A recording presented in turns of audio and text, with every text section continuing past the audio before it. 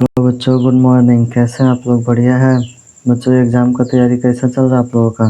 बढ़िया चल रहा।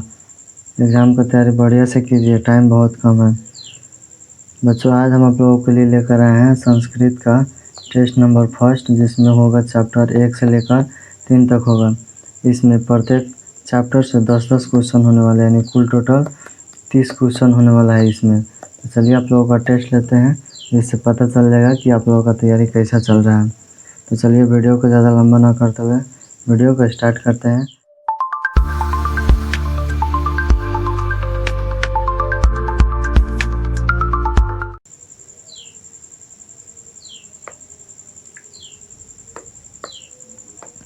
तो सबसे पहला क्वेश्चन है हमारा, सत्य से किसका मार्ग प्रशस्त होता है, यानी सत्य वचन से किसका मार्ग खुलता है।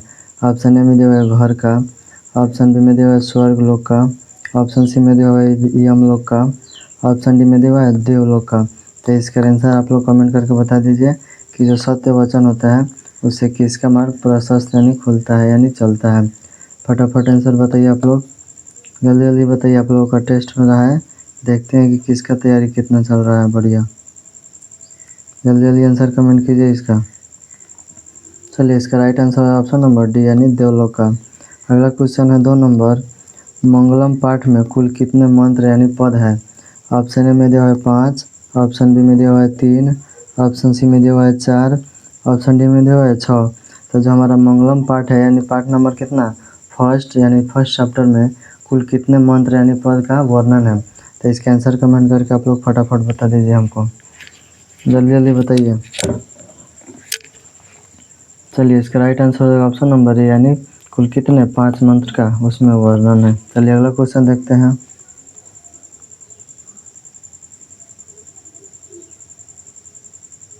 अगला क्वेश्चन है 3 नंबर, पटन देवी किस नगर में अवस्थित है, यानी जो पटन देवी है वो किस नगर यानी शहर में बसी हुई है।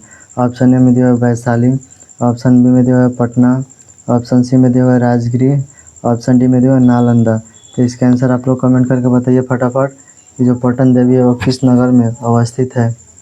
जल्दी जल्दी बताइए आप लोग। ये सब जितना भी क्वेश्चन है बहुत ही विविध क्वेश्चन है, ये बहुत बार रिपीट मतलब पूछा गया सवाल है एग्ज़ाम में, इसलिए हम जितना भी बढ़िया बढ़िया क्वेश्चन है उसको छांट कर लाए हैं।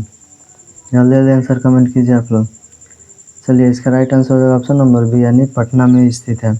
अगला क्वेश्चन देखते हैं 4 नंबर, कौमुदीन महोत्सव किस ऋतु में मनाया जाता है, यानी जो कौमुदीन महोत्सव है जो पुराने ज़माने में मनाया जाता था पटना में, वो किस मौसम में मनाया जाता था। ऑप्शन ए में दिया हुआ है बसंत ऋतु, ऑप्शन बी में दिया हुआ है वर्षा ऋतु, ऑप्शन सी में दिया हुआ है ग्रीष्म ऋतु, ऑप्शन डी में दिया हुआ है शरद ऋतु। तो इसके आंसर कमेंट करके आप लोग फटाक से बता दीजिए कि जो कौमुदीन महोत्सव है वो कब मनाया जाता है।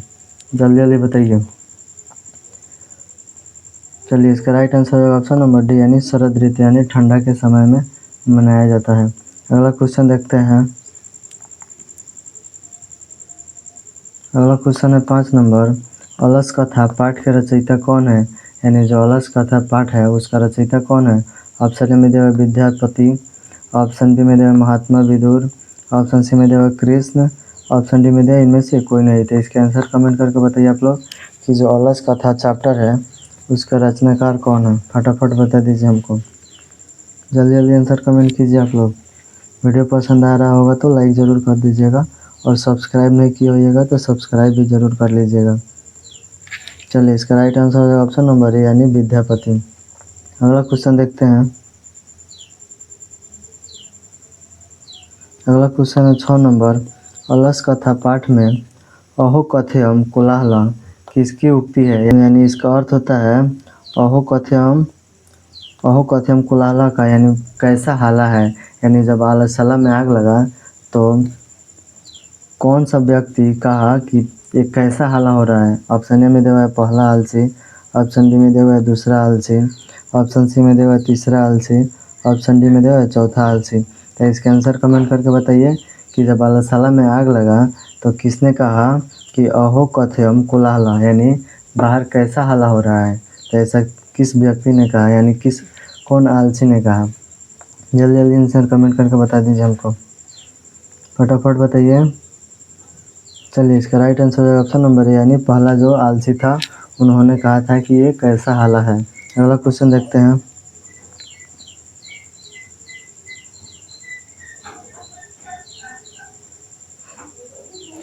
अगला क्वेश्चन है 7 नंबर, किम जयन न प्राप्नोति, यानी किसकी विजय नहीं होती है।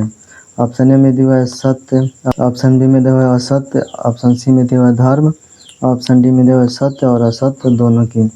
तो किसकी विजय नहीं होती है, फटाक से आंसर कमेंट करके बता दीजिए आप लोग, जल्दी जल्दी बताइए। ये सब बहुत ही विवेक क्वेश्चन है, ये सब जल्दी जल्दी आंसर कमेंट कीजिए आप लोग।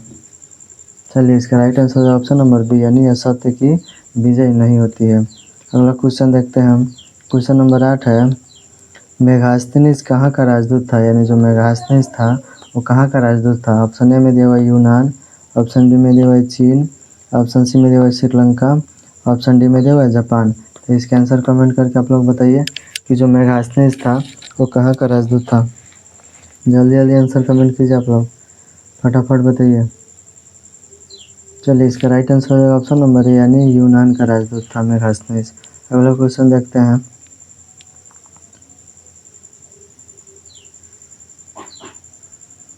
अगला क्वेश्चन है 9 नंबर, सबसे बड़ा शत्रु कौन है। ऑप्शन ए में दिया हुआ है क्षमा, ऑप्शन बी में दिया हुआ है क्रोध, ऑप्शन सी में दिया हुआ है लोभ, ऑप्शन डी में दिया हुआ है आलस। तो इसका आंसर कमेंट करके बताइए कि जो मनुष्य का सबसे बड़ा शत्रु होता है वो कौन होता है।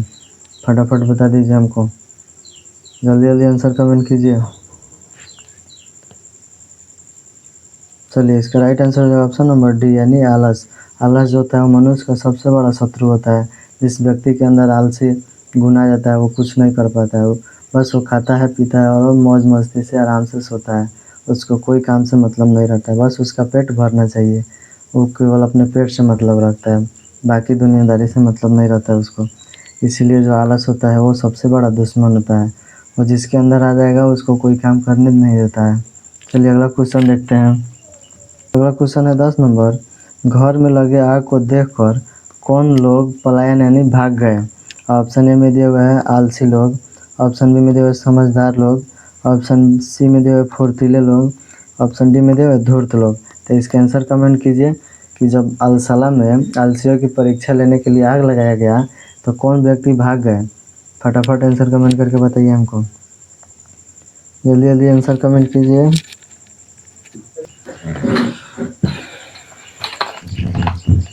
चलिए इसका राइट आंसर हो जाएगा ऑप्शन नंबर डी, यानी धूर्त, यानी जो चालाक लोग थे वो क्या हो गए, भाग गए। अगला क्वेश्चन देखते हैं। अगला क्वेश्चन है 11 नंबर, पाटलिपुत्र किस प्रांत की राजधानी थी, यानी पाटलिपुत्र किस प्रांत की राजधानी, किस राज्य की राजधानी थी वही पूछ रही है। ऑप्शन ए में दिया हुआ है बिहार, ऑप्शन बी में दिया हुआ है केरल, ऑप्शन सी में दिया हुआ है झारखंड, ऑप्शन डी में दिया हुआ है पश्चिम बंगाल। तो इसके आंसर कमेंट करके बता दीजिए हमको कि जो पाटलिपुत्र है वह किस राज्य की राजधानी है। फटाफट बताइए। चलिए इसका राइट आंसर हो जाएगा ऑप्शन नंबर ए, यानी बिहार की राजधानी क्या है, पटना है। अगला क्वेश्चन देखते हैं। अगला क्वेश्चन है 12 नंबर, सरस्वती का कुल गृह कौन सा महानगर था, यानी जहाँ सरस्वती क्या करते थे, वास करते थे, वो कौन सा नगर में वास करती थी। ऑप्शन ए में दिया हुआ है भागलपुर, ऑप्शन बी में दिया हुआ है नालंदा, ऑप्शन सी में दिया हुआ है पाटलिपुत्र और ऑप्शन डी में दिया हुआ है दरभंगा। तो इसका आंसर आप लोग कमेंट करके फटाक से बता दीजिए कि सरस्वती का कुल गृह किस नगर को कहा जाता था। फटाफट बताइए, जल्दी जल्दी बताइए। चलिए इसका राइट आंसर है ऑप्शन नंबर सी, यानी पाटलिपुत्र को कहा जाता था। अगला क्वेश्चन देखते हैं। अगला क्वेश्चन है 13 नंबर, मंगलम पाठ कहाँ से संकलित है, यानी कहाँ से लिया गया है। ऑप्शन ए में दिया हुआ है वेद से, ऑप्शन बी में दिया हुआ है पुराण से, ऑप्शन सी में दिया हुआ है उपनिषद से, ऑप्शन डी में दिया हुआ है वेदांग से। तो इसका आंसर आप लोग कमेंट करके बताइए कि जो हमारा मंगलम पाठ है यानी पाठ नंबर फर्स्ट जो है वो कहाँ से संबंधित है यानी संकलित है। जल्दी जल्दी आंसर कमेंट कीजिए आप लोग, फटाफट बताइए। चलिए इसका right answer option number C, यानी उपनिषद से लिया गया है। अगला क्वेश्चन देखते हैं। अगला क्वेश्चन है 14 नंबर, सत्यमेव जयते किस उपनिषद का मूल मंत्र है, यानी सत्यमेव जयते का मतलब होता है कि सत्य की हमेशा क्या होती है, विजय होती है। यह किस उपनिषद का मूल मंत्र है? ऑप्शन ए में दिया हुआ है कठोपनिषद, ऑप्शन बी में दिया हुआ है ईशावास्य उपनिषद, ऑप्शन सी में दिया हुआ है मुंडको उपनिषद, ऑप्शन डी में दिया हुआ है श्वेतोपनिषद। तो इसका आंसर आप लोग कमेंट करके बताइए कि जो हमारा सत्यमेव जयते है वो किस उपनिषद का मूल मंत्र यानी किससे लिया गया है। फटाफट बताइए, जल्दी जल्दी आंसर कमेंट कीजिए आप लोग। चलिए इसका राइट आंसर है ऑप्शन नंबर सी यानी मुंडक उपनिषद से लिया गया है। अगला क्वेश्चन देखते हैं।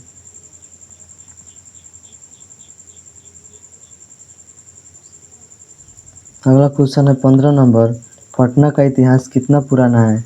यानी जो हमारा पटना राज्य है, हमारा जो पटना राजधानी है उसका इतिहास कितना पुराना है? ऑप्शन ए में दिया हुआ है 2500 वर्ष, ऑप्शन बी में दिया है 2000 वर्ष, ऑप्शन सी में दिया है 1500 वर्ष, ऑप्शन डी में दिया हुआ है 100 वर्ष। तो इसका आंसर कमेंट करके बताइए हमको कि जो हमारा पटना है उसका इतिहास कितना पुराना है। फटाफट आंसर कमेंट कीजिए आप लोग, जल्दी जल्दी बताइए। चलिए इसका राइट आंसर है ऑप्शन नंबर यानी 2500 वर्ष पुराना है। अगला क्वेश्चन है 16 नंबर, पटना शब्द किस शब्द से बना है? यानी जो पटना है उसका नाम पटना पहले पटना नहीं था, पहले कुछ और नाम था। तो ये जो पटना नाम पड़ा तो ये किससे उत्पत्ति हुई? यानी इस शब्द का उत्पत्ति किससे हुई? ऑप्शन ए में दिया हुआ है पटन देवी, ऑप्शन बी में दिया हुआ है पाटली, ऑप्शन सी में दिया हुआ है पत्तनम, ऑप्शन डी में दिया हुआ है पाटन। तो इसका आंसर आप लोग कमेंट करके बता दीजिए कि जो पटना शब्द है इसकी उत्पत्ति किस शब्द से हुई है। फटाफट बता दीजिए हमको, जल्दी जल्दी बताइए। भी क्वेश्चन है ये, बहुत बार पूछा गया क्वेश्चन है सब। चलिए इसका राइट आंसर है ऑप्शन नंबर बी यानी पाटली। पहले जो पटना था ना उसका नाम था पाटलीग्राम, तो उसी से क्या ली, पाटलीग्राम उनका नाम था पहले, तो इसी से हम लोग क्या पटना का उत्पत्ति हुई है, पाटलीग्राम नाम से पटना का उत्पत्ति हुई है। चलिए अगला क्वेश्चन देखते हैं।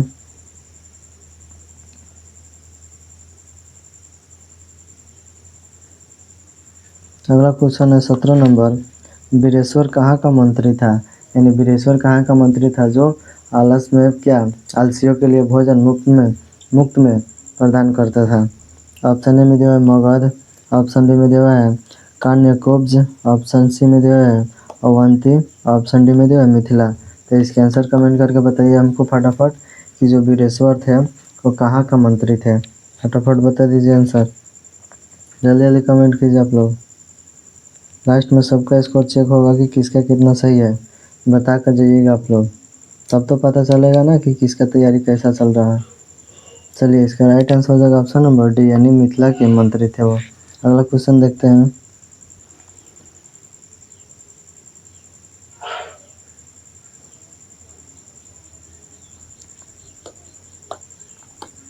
अगला क्वेश्चन है 18 नंबर, अलसशाला में आग कब लगाई गई? यानी अलसशाला में एलसीओ की परीक्षा लेने के लिए आग कब लगाया गया?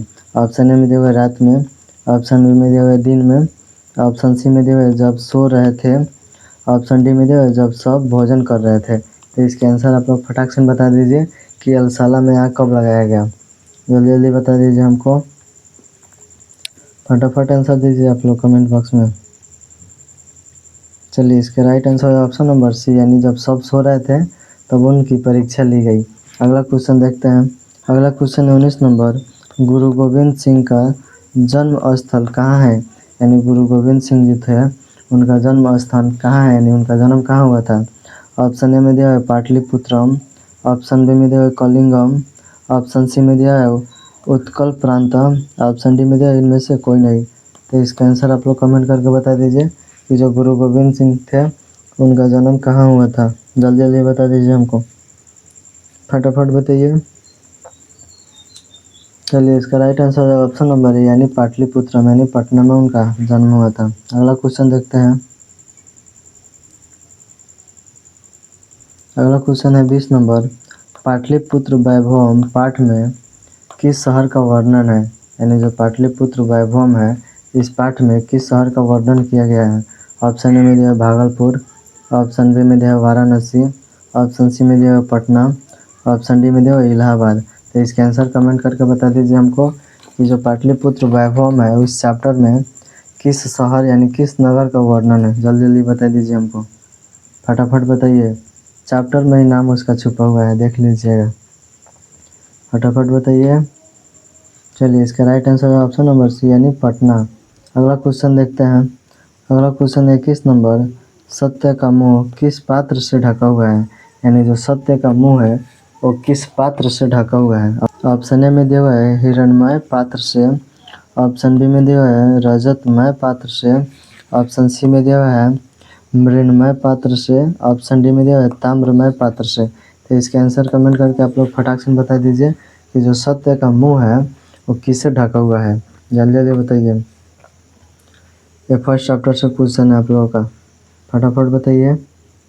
ये सब भी क्वेश्चन है, इस सब क्वेश्चन को ध्यान से देखिएगा और याद करके रखिएगा। चलिए इसका राइट आंसर है ऑप्शन नंबर ए यानी हिरणमय पात्र से। अगला क्वेश्चन देखते हैं। अगला क्वेश्चन है 22 नंबर, महान से भी महान क्या है?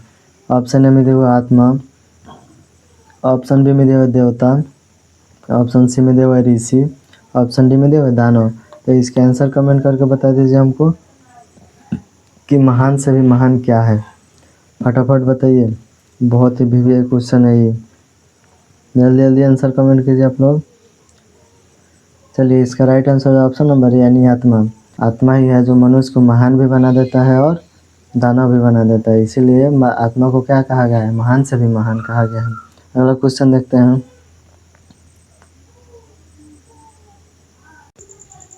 अगला क्वेश्चन है 23 नंबर, पटना में हमेशा युद्ध, आग और बाढ़ का यहाँ भी नहीं होगा, भय होगा, बाढ़ का भय रहेगा, किसने कहा था? यानी कौन महान पुरुष ने बताया था कि पटना में हमेशा युद्ध, आग और बाढ़ का हमेशा भय बना रहेगा?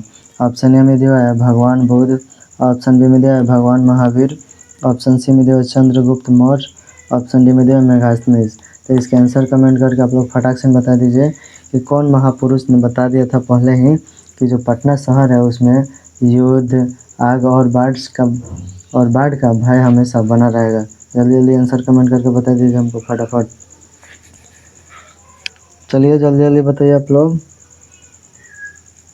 चलिए इसका राइट आंसर है ऑप्शन नंबर ए यानी भगवान बुद्ध ने कहा था। अगला क्वेश्चन देखते हैं।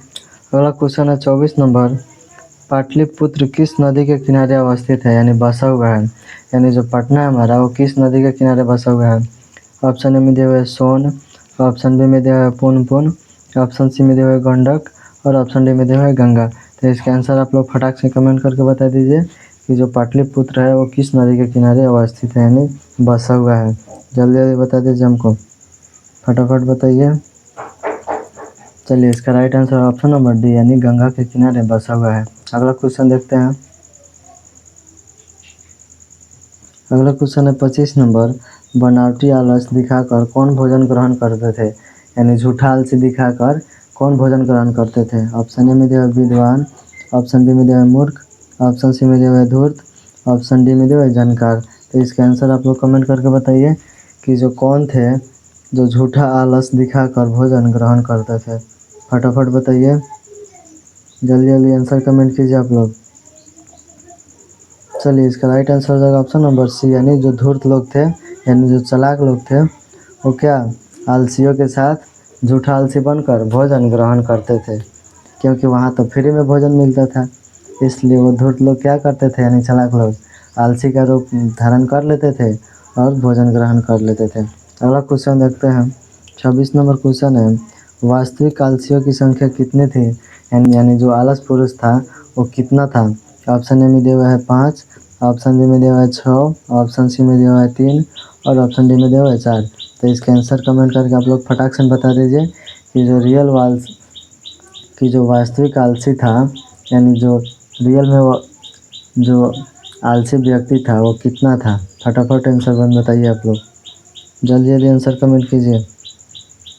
चलिए इसका राइट आंसर है ऑप्शन नंबर डी यानी 4 गो लोग जो थे ना वो रियल में वास्तविक जो रियल में क्या थे वो आलसी थे, बाकी जितना भी लोग उसमें भोजन ग्रहण करते थे वो झूठा आलस दिखाकर अपने आप को क्या भोजन ग्रहण करते थे। चलिए अगला क्वेश्चन देखते हैं। क्वेश्चन नंबर 27 है किसके काल में पाटलिपुत्र की रक्षा व्यवस्था और शोभा उत्कृष्ट थी? यानी मतलब किसके राज्य में पूछ रहा है, किसके राज्य में जो पाटलिपुत्र था उसका रक्षा व्यवस्था क्या और शोभा जो था वो बढ़िया था यानी उत्कृष्ट था। ऑप्शन ए में दिया है चंद्रगुप्त मौर्य, ऑप्शन बी में दिया है समुद्रगुप्त, ऑप्शन सी में दिया है कुमारगुप्त और ऑप्शन डी में दिया इनमें से कोई नहीं। तो इसके आंसर आप लोग फटाक से बता दीजिए कि किसके काल में जो पाटलिपुत्र था उसका रक्षा व्यवस्था और जो शोभा था क्या था, उत्कृष्ट था यानी बढ़िया था। फटाफट आंसर आप लोग कमेंट करके बताइए, जल्दी जल्दी बताइए। चलिए इसका राइट आंसर हो जाएगा ऑप्शन नंबर ए यानी चंद्रगुप्त मौर्य के काल में जो पटना का रक्षा व्यवस्था था वो क्या था, बढ़िया था। अगला क्वेश्चन देखते हैं। अगला क्वेश्चन 28 नंबर, स्वर्णमय पात्र से किसका मुंह ढका हुआ है? ऑप्शन ए में दिया कलश का, ऑप्शन बी में दिया सत्य का, ऑप्शन सी में दिया घर का और ऑप्शन डी में दिया धर्म का। तो इसके आंसर आप लोग फटाक से कमेंट करके बताइए कि जो स्वर्णमय पात्र है उससे किसका मुंह ढका हुआ है। फटाफट आंसर कमेंट कीजिए आप लोग। चलिए जल्दी जल्दी बताइए आप लोग, 2 क्वेश्चन और बाकी है इसके आगे। चलिए इसका राइट आंसर है ऑप्शन नंबर बी यानी जो सत्य का मुंह है वो स्वर्णमय पात्र से ढका हुआ है। अगला क्वेश्चन देखते हैं। अगला क्वेश्चन 29 नंबर, नदियाँ समुद्र में कैसे मिलती है? ऑप्शन ए में दिए हुए नाम को छोड़कर, ऑप्शन बी में दिए हुए रूप को छोड़कर, ऑप्शन सी में दिए हुए नाम और रूप के साथ, ऑप्शन डी में दिया नाम और रूप को छोड़कर।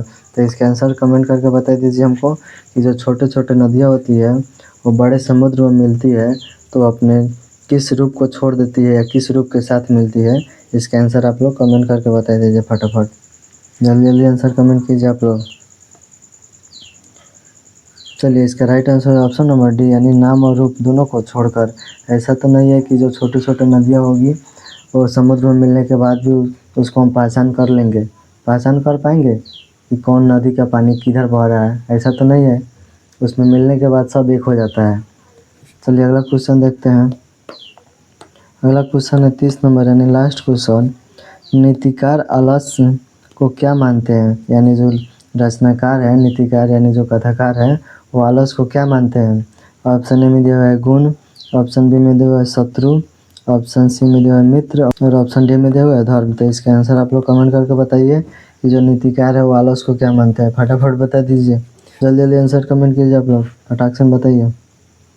चलिए इसका राइट आंसर हो जाएगा ऑप्शन नंबर बी यानी शत्रु यानी दुश्मन मानते हैं जो आलस्य को हमारे नीतिकार है। तो चलिए आज का लेक्चर हमारा यहीं होता है एंड, और अपना स्कोर जल्दी से कमेंट में बता दीजिएगा कि किसका कितना सही हो ताकि हमको पता चल सके कि किस बच्चा का तैयारी कैसा चल रहा है।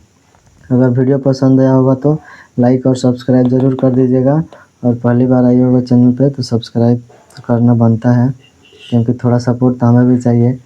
और कमेंट कर दीजिएगा। मिलते हैं नेक्स्ट वीडियो में, तब तक के लिए बाय, ऑल द बेस्ट।